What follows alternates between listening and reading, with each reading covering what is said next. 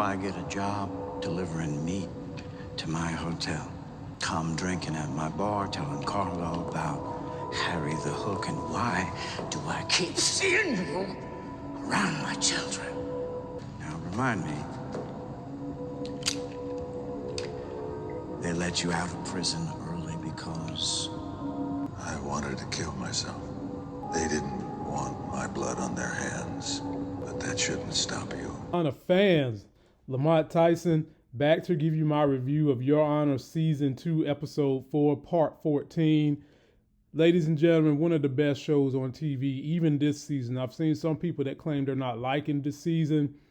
It doesn't feel the same it felt last season. I don't know what it is they don't like, because this shit has been fire to me. And we start this thing out with Gina Baxter, ladies and gentlemen, having taken home Michael Desiani to his mother-in-law's house. And he's telling him, I want you to come to my 50th birthday party. Okay. I got all kinds of jokes, ladies and gentlemen. You mean Jimmy Baxter turning 50? That's what 50 look like nowadays? Ladies and gentlemen, he got that Ron DeSantis DNA, okay? So ladies and gentlemen, Ron DeSantis is younger than me. This is me right here at the age of 42. And this is Ron DeSantis, 41. And this is Jimmy Baxter, about to turn 50. Looking more like he's 50 going on 55. But he knows everything there is to know about Michael. Dropping him off at his mother-in-law's house. Michael's like, how the hell you know that? He knows insider detail about Michael delivering meat to his hotel. He knows everything going on with Michael. And he's basically been stalking Michael. And we're going to break down this episode from top to bottom, let you guys know what is going on. Please subscribe to my channel. Follow me on Instagram, TikTok, and download the podcast. Everything I put up here, I put on the podcast. Please share that podcast and let everybody know there's someone who's talking big stuff about this show. And if you're someone from the cast or the writers, just know your boy Lamont Tyson, I'm writing. I've got scripts. And I definitely think that you should take Big Mo's story and make that a spinoff, or at the very least, continue this show to a season 3. If you need somebody to come help you guys do some stories, or someone that want to help, I'm always here for you. Hit me on Instagram, Twitter, one of those ways to find me. Let's start out with Big Mo's story. So Big Mo, she wants her money back. She is trying to get that property, and she wants all the cash back. And she's been blowing up Little Mo's phone like a Leah calling R. Kelly. Okay? So she calls her sister because she can't get up with Little Mo. We learn she has not talked to her sister in 10 years. And her sister's looking just like the lady from the Pine Sol commercial. Sister is not trying to hear nothing going on with Big Mo. She even tells Big Mo, stay the hell away from Trey. And we learn that Big Mo is Little Mo's auntie. We kind of knew that already. And the mama wants her to stay away from Trey. The mama just know, Trey's mama know, that whatever is going on with Big Mo, it's got something to do with drugs, drug cartel, money, whatever. So she don't want her son involved. And so Eugene pretty much knows what happened. And he's trying to play it cool. He found all that money with the phone call from Mo. He pushed it under the bed. He's hiding the money. He's trying to look out for Little Mo because Little Mo took care of him. Okay. Oh boy. But then we get into a problem. The guy that they were supposed to be meeting up for them 20 bricks, Roderick, his ass pops up at the house. And when I say pop up, he didn't just pop up. He popped up and walked in. Now, mind you, Trey mama don't know what the hell is going on. Eugene does, but he's kind of out of it. Roderick comes there, sees Eugene, tells me to give me that bag. What's in that bag? Eugene's like, it's my books. He takes the bags from the dude and walks out. Now, the mama knows Roderick. Like, Roderick's like a damn lawn guy or something for the mama. I bet he won't be getting her services no more. He was all evil and mean, and when she find out that Mr. Baseball is really Mr. Drugs, it's probably going to be some problems. She ain't going to want to have her kids dealing with him no more. And so as the story progresses, Eugene winds up talking to Little Mo on the phone. Little Mo's congratulatory that he's holding him down, but at the same time, you know, he wants him to take care of that money because he's got to get up out of there and get it back to Big Mo. Little Mo uses her power and influence over her crooked cop, and it seems like in any drug dealings and stuff like that that turn out big, there's always crooked cops, crooked feds, crooked somebody involved. Isaiah Whitlock Jr., the guy that is playing the mayor on this show, he's in a movie that's coming out that I highly recommend you guys go watch. I did a trailer for it last week. Check it out, called Cocaine Bear, where they had a Memphis narcotics cop who starts transporting drugs across the United States, falls down from a parachute, breaks his leg, and a bear eats the cocaine. Another example of a crooked cop, or a cop that turns crooked. But that movie comes out this month. I think you guys should go show my man some love and check it out. But Little Mo gets her crooked cop to get Eugene out. They go to Big Mo's sister's house and see the house is damn near ramshack, probably because of Roderick. They go looking for the money and it's gone. She told her crew she was about to have her crew handle Lil Mo on the spot. But thank God, somehow, some way, Eugene got to Big Mo's house and was standing there with the money. And basically, Eugene has repaid the favor that was given to him by Little Mo. But ladies and gentlemen, there is so much more to this story, because now we got to worry about Roderick, his crazy ass. How are we going to deal with him? Obviously, he's a big player in the drug game if he can get his hand on 20 bricks. You got this mess up with now Eugene is in the hands of the person that wanted to hand him over and get him killed. And we got that thirsty ass crooked cop that's getting tired of dealing with Big Mo. And now we still got to figure out what the hell we're going to do with Little Mo, because Big Mo mad with him. And she said, bring his ass back to me in New Orleans. That story right there by itself could be its own series. I'm for one and saying, writers, let me jump on up there with you, make some stories up. But post your comments about how you're liking the way that story is going. I'm loving it the way I used to love McDonald's, and I can't wait to see more of that story. And then poor old Olivia, who got her ass kicked out of District New York and is trying to get back into the good graces. And she has just got Michael Desiati under her damn thumb, ladies and gentlemen. Like, she's just got him twisting in the wind. We learned that she's a gambler. She loves horse racing and gambling. And she feels like Michael is going to be that big horse that once he gets stuck in the mud or stuck against adversity, is going to come out and take that pressure and turn it into diamonds. And she's telling Michael, look, that Baxter birthday party in which he wants you to invite your best friend, the mayor, you need to take him up on that offer and get the mayor in.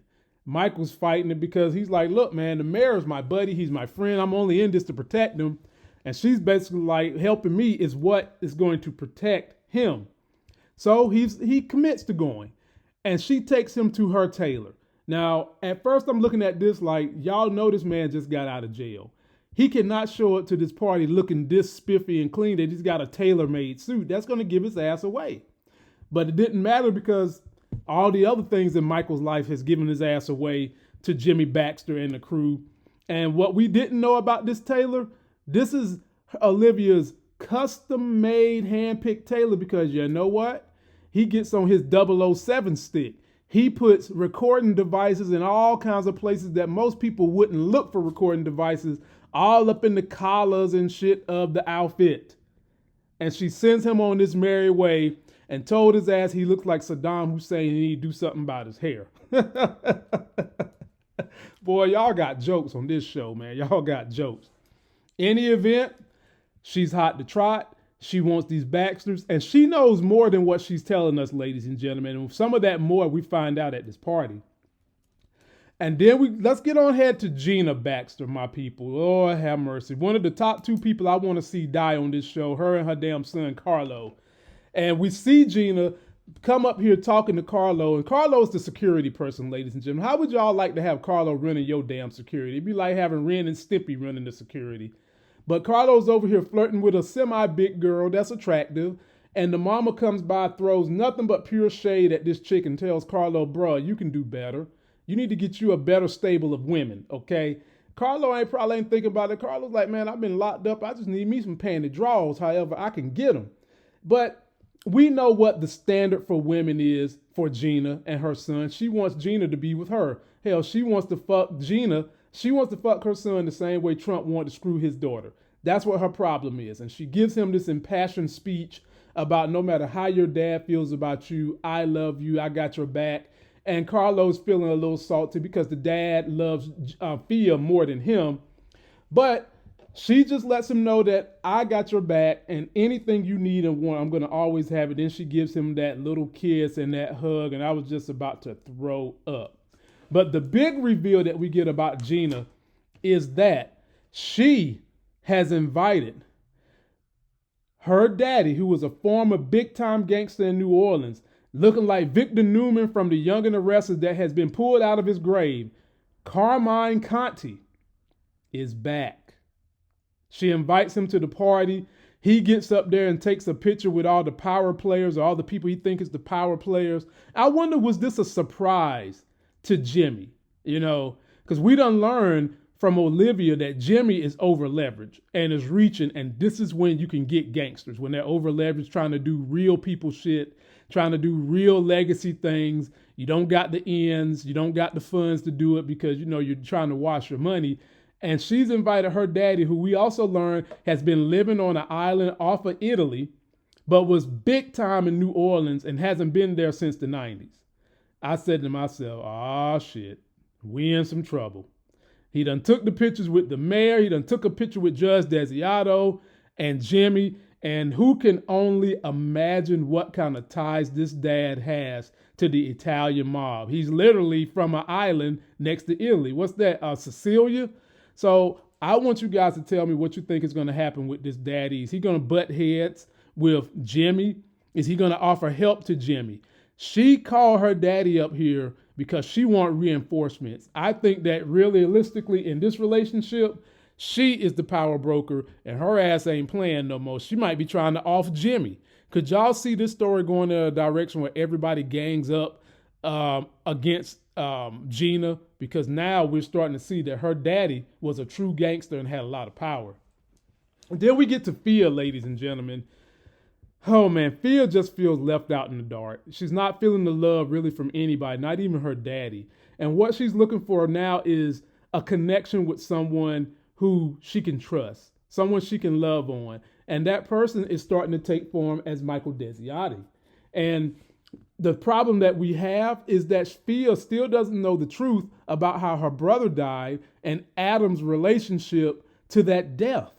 And someone is going to tell her about that story. And I'm starting to think that it's going to be Carlo or Jimmy is going to tell her that story as she becomes more and more close with Michael, which is going to ruin that relationship that she's building with him of trust and love. Because this episode, we seen them going through a bonding ceremony of her cutting his hair, making him look better, because he asked her, do I look like Saddam Hussein? And she said, yeah. Now that you mention it, that's all I can see. And then she persisted cutting his hair. She didn't go give him the white boy number 7 supercut. She gave him the white boy number 10. I'm going to make you look like a man and not an animal. And that was a great bonding experience for them. And so is it going to crush her world when she realizes that this person I feel like I've been bonding with has been holding the truth from me all this time? And that might be the bombshell that may make her dad think that she's going to come jumping back into his arms. But that could also run her away because, Daddy, why the hell you didn't tell me all this time? Which brings me to the man of the hour, the madam of the maestro of ceremonies, Jimmy. Jimmy, birthday party 50 going on 55. He's over leveraged. He's stressed. He's frustrated as hell, ladies and gentlemen. His anger and jealousy toward Michael Desiati is getting worse because he sees the relationship building between Michael and his daughter, and he's not feeling it. And if that is building, ladies and gentlemen, most likely a great relationship with the grandson is going to be building, and he wants Michael out of their lives, punches my man in the gut at this party after they bring him downstairs to the basement that's empty, which, ladies and gentlemen, I see that basement, and I see a place where you can put bombs and blow up the damn whole hotel if Jimmy don't watch it, okay? You done put Michael down here. He done seen this basement is nice and empty. It's the foundation of your little property. He team up with Big Mo. They could put explosives down there and blow that shit the hell up, okay? But down here, they check Michael. They notice that he's missing one of those pins that holds up the collar, but they didn't really go in detail about what happened. And, you know, Michael Ben took that stuff off, and that probably pissed the hell out of Olivia, who was like, dude, I could have got all this information, as she's sitting in her car listening to the damn horse races. And Jimmy's basically telling Michael, why the hell are you out of jail? Why are there so many connections between you and me? What you do? Well, Michael tells him, look, man, they let me out simply because I wanted to die. I wanted to let that bull turn me into bullshit. Y'all remember this?